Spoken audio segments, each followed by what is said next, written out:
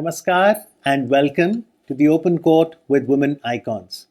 As India transforms from being a job seeker to a job creator society, many of us aspire to become entrepreneurs. But what stops many is the start. Our guest today is an entrepreneur who not only started her own consultancy venture, but has enabled many businesses to start and scale up. Please welcome Aarti Gupta. Aarti ji, namaskar and welcome to the program. Namaskar, Amit. Thank you for your wonderful introduction. Thank you very much. Most welcome. Would you agree that the start is the most challenging, going from 0 to 1? 100%. The start is challenging, but particularly when it is a woman entrepreneur, Yes. it is much more challenging. Because first of all, they are scared, They also need to have a family support and other things. They have certain foundations. So it does make it very, very challenging unless you get some, initial backup or initial push. So would you say that these specific challenges for an entrepreneur who's a woman is specific to India, or some of these challenges are there across the globe? No, it is across the globe. It is across the globe. There are, of course, now,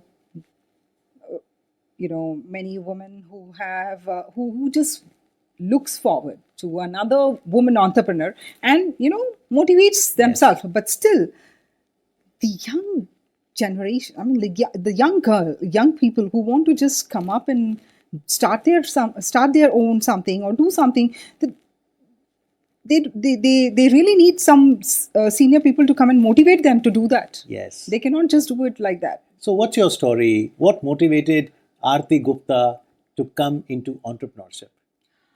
Well, there was always, a fire in me that I want to do something different. I want to do something unique. Whatever I started, I never had an idea that I'll be doing this. It was just that once when I was just with some close friend of mine, and we attended some party where we saw some Iraqi delegation had visited that party. And then that clicked me. Oh, Iraqi coming to India, because they had come here to to do some collaborations with Indian business units and all, because it was Iraq was getting rebuilt. Okay. And that's how I just started my journey. And I said, okay, this is something interesting. And I started my own consultancy firm. To start with, Iraq was my first country. Then it was Afghanistan. Then it was Syria. So my family said, why do you go to all these disaster countries? Why don't you see something? I have just started that way. It was not only that, that was a learning period for me too. Okay. And I was exploring all the sides. I started making networks with the dignitaries, with the ambassadors, started doing some research and educate myself. What are the possibilities, policies, and how does the business happen? Visited the countries also. Visited Afghanistan, visited Baghdad. Because until unless you go visit yes. the country, meet the people, have a dialogues with them, nothing works out. Right. So it was not that I just, it was not that just within 4 days or 5 days. It was a long journey. Yes. It did take me 3 to 6 months to really understand how do we go about, okay, and what are the different channels which supports these projects, like World Bank, UN, Exim Bank. That's how the journey started. So you founded the Common Ground Consultancy. Yes. What is it that you do? Initially, when I started exploring things, and I knew that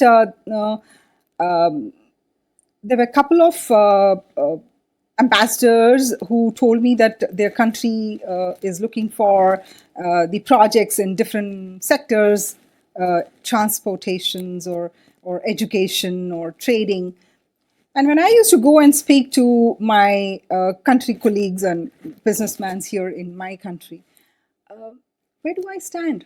What is your role? Right. And that's how I started my consultancy firm. Okay. To bridge the two people and give them the path, because until and unless you connect the businessman Okay. and you just connect the other end, Okay. they don't even know. Okay. They don't have the idea to how. Trust me, I mean, the person who's doing a business here in India, his business is going well enough, he'll not even think of doing a business in country like Afghanistan or Baghdad or Iraq until and unless you give them the insight, until and unless you go and educate them and tell them that, look, it will be done. And you don't even have to go to their country. So that means that your business was, you were the bridge I was the who bridge. gave the insights to an Indian business, As how well they as- could scale up and go to countries, other countries, be it Iraq, be it Afghanistan, be it African continent, Absolutely. right? Yep, yep. So how did Indian businesses respond to your services? Initially, they were pretty skeptical. They said like, how about the we don't want. We are doing much better here in India. We are having a good enough income because normally the mindset of a people is like they don't want to unnecessarily fall into a risk. Right. There are very few couple of people who says, okay, let us start off. Right? So I used to then, make sure that we invite or we had a kind of meetings in the embassies with the ambassador of particular countries Okay. to give them little more insight about how it is going to work and what are the supports they will get from that country and how the whole venture is going to be channelized. Okay. Money especially, Okay. is my money safe if I'm Yes. investing? That is the main thing. Yes. And the time frame, security, Right. because whether it is Africa or any other country, people want to know what is our security. So all this, so it did take time, but then when we just clicked with one or two projects, Right. then it just went on like that. And those projects did make commercial sense because Of usually when course. an Indian entrepreneur decides to go abroad, we're looking at the American or the European markets. You're saying there is market beyond those. Absolutely beyond those. Well, when I started, we started with trading and commodities because that was the simplest thing. Okay. We thought that, okay, it's just with the easiest way to do it. But after that, I used to have a meeting with all the dignitaries and the diplomats of other countries. So there were ample opportunities Right. in different sectors, Right. and you name it, like health, infrastructure, mining, education, so on and so forth. Right. Many things. Well, I just concentrated on education because I felt that there's no point in putting your hands in so many things and just getting nowhere. Okay. It's better to be very clear, focused, and cone down things because people want to see the result. Yes. And especially when it comes to India, I have seen that they want a quick result. Yes. They can't wait. So nobody wants to wait. So I thought that education, let's just focus on that. And we started with printing school textbooks. Okay. African nations African like countries, Sudan. Sudan or Gabon or countries like Afghanistan. How did people respond to the fact that here was a woman who was coming as part of the business delegation? Yeah. You'll be surprising. It was just a one-woman army. Yes. I used to just go to the country because until unless you visit the country, you Yes. cannot explore. You don't know how it is going to work out and Yes. all those things. And how will you try to convince your friend who is here, Yes. the businessman of your country, to convince them? You have to, be 100% sure. Yes. So when I went there, I definitely found they are so welcoming. They were so open. And they used to sit and clear all whatever doubts I had. Okay. They were very, very warm welcome, especially the country like Afghanistan. I felt like the hospitality is similar like India, Okay. and also for that matter, African countries. Okay. Every country is a beautiful welcomes and beautiful. Of course, see, there are plus and minuses everywhere, Right. but I had traveled all alone to many countries, and I was always safe, and I returned back safe. And interesting that you mentioned the word businessman. because in common parlance we say businessman. Do you think high time we also say business person? Because businesswoman is Absolutely. equally important. Absolutely. I think I should correct that first myself. It's a business person. Yes. So, Aarti ji, tell our viewers what are the current opportunities for entrepreneurs in India, particularly entrepreneurs, those of women coming from the rural Indian background. Currently, what I feel is the opportunities for the upcoming women entrepreneurs. The industries like financial advisories and cybersecurity, fitnesses, health sector. These are the market with which they have to look into. That's what. So, give us some instances when you say financial advisory. How could we understand this sector better? Reason because you might have seen that it's the fact that women are very bad in handling their finances. They are even today. I've seen. You take it even myself. So you need somebody who can advise you how to run your business or how to handle your income taxes and this and that. So I feel that the women should start taking initiative themselves. Okay. They should also start, gaining, having an interest in how do I handle my finances? How do I handle my hiccups if it is there? So that's and you think that sometimes the women are guilty that they themselves would give the passwords of their, say, digital assets to their husbands or to their we should not do that. We should not do that. and that is like we should come up with. There are nowadays I have seen that there are lots of skill development courses. I think even the woman who is just planning to do their startups or things like that, they should, instead of just being dependent on their family members or their husbands or their children or their colleagues, they should start taking initiative themselves. Yes. They should go take up the course, start understanding. Okay, how do I do my income taxes? How do I pay my GST? What is GST? Different kinds of GST. So, how did you learn the financial management part yourself? Yeah, after too much of hiccups and too much of messes, to be very honest, even I was a similar kind of thing. My husband used to handle everything for me. Then? Long time. Then it was a period during this COVID time when I just messed up paying GSTs and all those things. So then they said like, 1 year you did not pay the GST. You have lots of letters and bills coming here and there, because I was in Bangalore lockdown. And all the bills and everything used to come to Delhi, and I did not even think about it at that time. Then my husband said, you had made up this mess. Now you clear it up. Okay. Thanks. And I really thank him for that, because that is the time when I learned how to get into all these things. And therefore, it is not just the start that is challenging. You're saying for an entrepreneurship, even as you go forward, the hiccups can come at any stage. Any stage. Even if you are, say for that matter, even if your company is like 10 years old or 15 years old, you every day face new challenges, new things. So we just have to be every day learning something new. So be ready to face the challenges. No matter what our business, it's important that we do promote our business. So now you help organize B2B, business to business, and B2G, business to government. Yes. How can businesses take advantage of that? Okay. Now, my decades of experience and the network which I could create all this year around, like whether it is dignitaries or ambassadors or ministers or all these things, and the business in houses. First and foremost important thing is to find out what exactly both the parties are looking for, whether it is B2B or B2G. Right. Understand their requirement. What is the purpose of that? What is the project? What is the timeline? And whether, what is the parameter both the parties are looking for.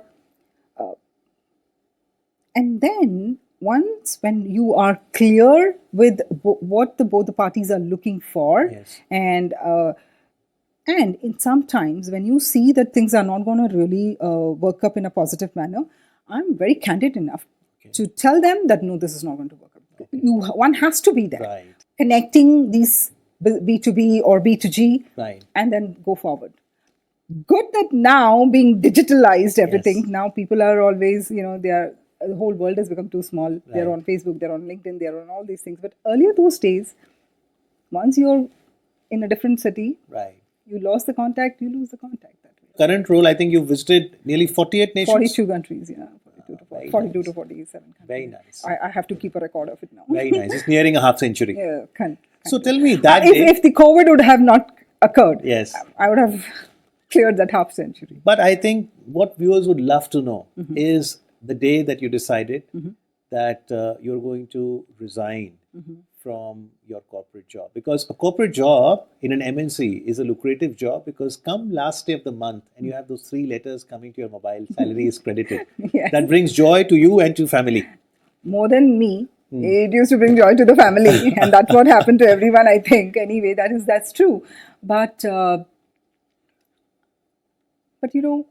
I think sometime we need to listen what our heart says and stop just thinking what mind says. Yeah.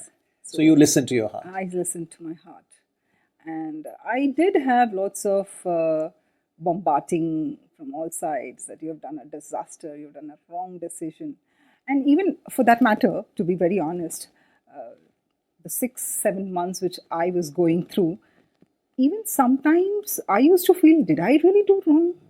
But then again, no. Motivate yourself. So is this a challenge specific to a woman? It is challenging to men and a woman, of course, but more to a woman, I think, I should say. Because, you keep people talking so much, and being a emotional side, the women take it more serious than a men. I'm not saying that men are not emotional. They are, but then comparatively. What about children? Did they support this idea? My elder son did support me. What did he say? He says, Ma, come on, it's okay. Listen to your heart. All these years you have been working. Yes. You have been working for the last 15, 18 years, and same regular thing. So just listen to your heart. What does your heart says? And he always used to say, I know you'll do it. Vice versa. Even I keep telling my son that I know you'll do it. So that's how we just started off. So if some of them are watching the program right now, what is your tip? What are some of the do's and don'ts if somebody is wanting to venture into a startup? What I feel is, first of all, you should be clear of what is your motive. Make your business plans. Be ready for your, successes and the risks. What you're going to face. You know. So discuss it with your family or the people who are experienced in this field, because you need to validate your The business idea. Unless you do a good drilling down the validations. Once when you do a proper homework, your validations, then of course you can take it up. But particularly for entrepreneurs who are women, access to capital, finances, is it easy? Well, it is not that easy, to be very honest, because there are lots of questions being done. But then I should say nowadays the government has some kind of a schemes, especially for women. They have some taxation benefits, and some lots of benefits are there. Startup India, Stand Up India. Startup India. So lots of schemes are there with the New India policies. Yes. I think it's a golden period for India now, comparatively what it was earlier. Now I think you should take advantage of this, especially all the I would like to say, especially to all these young women entrepreneurs, that you should try to explore and take an advantage of all these government schemes. Well, that is the objective on India Narrative, that through this series called The Open Court with Women Icons, we make you meet with guests like Aarti so that they can reflect upon their journey, and together we can benefit from the lessons that we can learn by reflecting on somebody's life. Thank you once again for joining us. Thank you so much. Thank you so much.